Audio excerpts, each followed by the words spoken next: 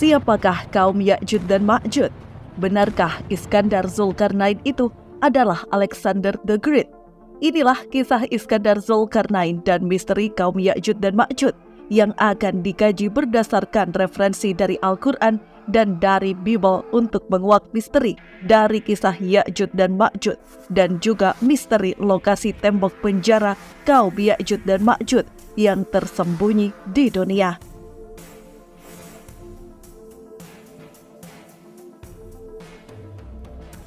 Selamat datang di channel Gap News. Namun sebelum lanjut, untuk mendukung kami agar terus berkembang, tekan tombol subscribe dan loncengnya untuk mendapatkan info dan hal menarik yang ada di dunia ini. Jangan lupa tinggalkan komentar ya. Ia bukanlah seorang nabi, melainkan merupakan hamba yang soleh. Dalam 25 nabi dan rasul, nama Zulkarnain juga tidak ada. Dalam kisah, Zulkarnain merupakan sosok hamba yang soleh dan mempunyai kehebatan dari Allah, sehingga ia dapat menjinakkan kaum perusak, yakni Ya'juj dan Ma'juj. Ia juga bukan hanya seorang hamba yang soleh saja, tetapi merupakan pengembara yang lebih sampai ke timur dan barat. Secara harfiah, Zulkarnain itu mendapat julukan sebagai dia yang mempunyai tanduk dua. Pada sebuah perjalanannya, Zulkarnain sampai ke tempat matahari terbenam di bagian barat dunia. Di sana ia mendapati penduduknya tak beriman. Zulkarnain pun kemudian mendakwahkan keesaan Allah. Mereka pun menerimanya dengan gembira. Perjalanan berlanjut. Zulkarnain tiba di kawasan timur dunia, di mana matahari tampak terbit dari sana. Penduduk timur tersebut amat miskin dan terbelakang, hingga tak mampu membangun tempat tinggal. Zulkarnain pun membantu mereka, mengajarkan memiliki tempat yang dapat melindungi diri mereka dari panas dan hujan. Setelah mendapat bantuan, mereka pun menerima dakwah Zulkarnain dengan gembira. Ia pun melanjutkan kembali perjalanannya. Tibalah Zulkarnain pada sebuah tempat di antara dua gunung. Di bukitnya terdapat sebuah kaum yang tak mengerti bahasa. Zulkarnain yang cerdas pun memerlukan penerjemah untuk memahami ucapan mereka. Kaum tersebut pun mengeluhkan kesulitan mereka pada Zulkarnain. Mereka selalu dilanda kemiskinan karena harta mereka selalu diambil paksa oleh kaum kejam bernama Ya'juj dan Ma'juj. Para manusia kejam tersebut berpostur tubuh yang tak biasa. Mereka selalu merusak setiap hal yang dilewati. Kaum Ya'juj dan Ma'juj tersebut tinggal di antara dua gunung. Mereka selalu mengganggu kaum di bukit dengan merampas dan merusak segala sesuatu, baik tanaman maupun ternak. Hai Zulkarnain, sesungguhnya Ya'juj dan Ma'juj itu orang-orang yang membuat kerusakan di muka bumi. Maka dapatkah kami memberikan sesuatu pembayaran kepadamu, supaya kamu membuat dinding antara kami dan mereka? Pinta penduduk bukit. Zulkarnain pun berkeinginan membantu mereka, namun tak ada daya upaya kecuali pertolongan Allah. Maka diajak berimanlah para penduduk bukit dua gunung tersebut. Setelah mereka beriman, Zulkarnain pun memikirkan cara untuk membatasi mereka dengan kaum kejam Ya'juj dan Ma'juj. Bawakanlah padaku besi dan tembaga, akan kubuat dinding di antara kalian dan mereka, ujar Zulkarnain. Maka dikumpulkanlah segala hasil tambang para penduduk bukit. Zulkarnain kemudian menggali tanah, lalu membangun fondasi yang kokoh dari besi. Setelah itu, besi tersebut dipanaskan, lalu dilebur dengan cairan tembaga yang mendidih. Maka jadilah dinding benteng yang amat kokoh yang mengurung Ya'juj dan Ma'juj di tempat tinggalnya. Melihatnya, penduduk bukit bersuka cita. Ia pun berterima kasih kepada Zulkarnain. Namun dengan rendah hati, Zulkarnain bersyukur kepada Allah. Dinding ini adalah rahmat dari Tuhanku.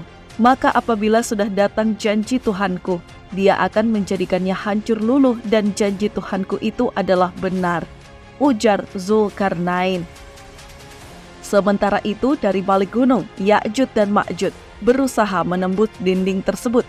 Namun tak satu pun dari mereka yang berhasil memanjatnya. ataupun melubanginya hingga kini.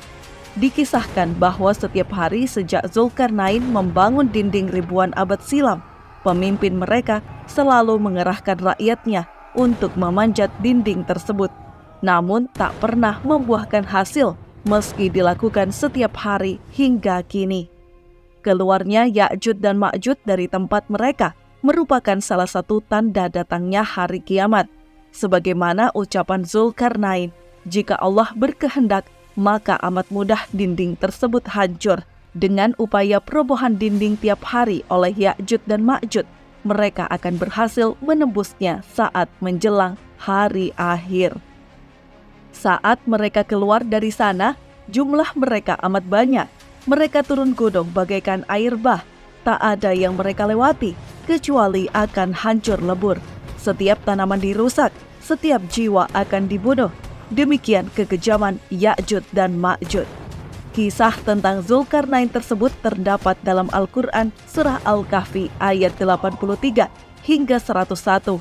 Adapun penjelasan lebih lanjut mengenai Ya'juj dan Ma'juj terdapat dalam Surah Al-Anbiya ayat 96 hingga 97. Dari kisah tersebut terdapat hikmah mengenai sikap bijaksana dan rendah hati pemimpin. Namun pelajaran yang paling utama yakni mengingatkan kita akan hari kiamat. Dengan mengingatnya, maka bertambah rajinlah kita dalam beribadah. Ya'juj dan Ma'juj benar adanya dan masih hidup hingga kini.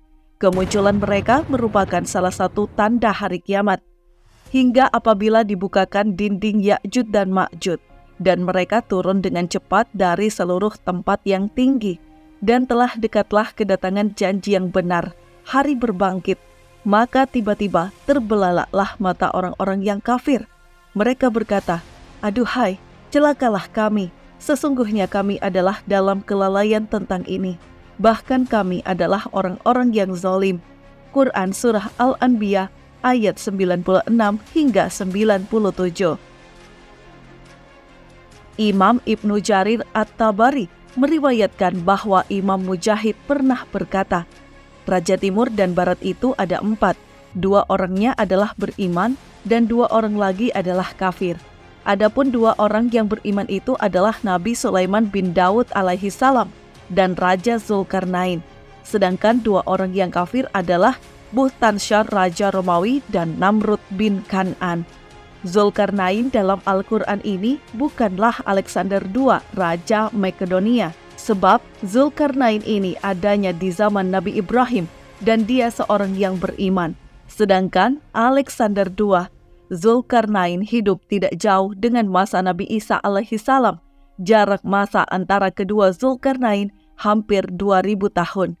Dan Alexander II adalah seorang kafir Yunani, murid Aristoteles.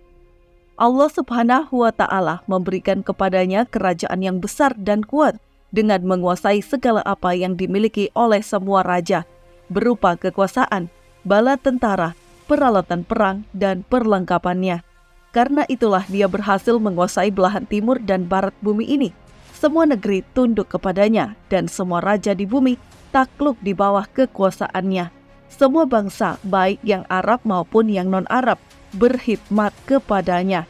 Karena itulah ada sebagian ulama yang mengatakan bahwa sesungguhnya ia dijuluki dengan sebutan Zulkarnain karena kekuasaannya mencapai 2 tanduk matahari, yaitu bagian timur dan bagian baratnya. Ia juga diberikan Allah kekuasaan ilmu pengetahuan dan kemampuan menguasai berbagai bahasa, sehingga ia dapat berkomunikasi dengan berbagai bangsa timur dan barat. Raja Zulkarnain berjalan sampai ke bagian barat, yaitu ke arah matahari terbenam. Allah memberikannya kekuasaan dan menaklukkan kaum yang ada di sana, sehingga ia diberi hak oleh Allah untuk memimpin dan mengatur mereka dengan adil. Barang siapa yang berbuat aniaya dari mereka, boleh dihukum oleh Zulkarnain. Sedangkan orang yang beriman dan berbuat baik, maka ia akan mendapatkan balasan kebaikan dan kemudahan urusan di kerajaan.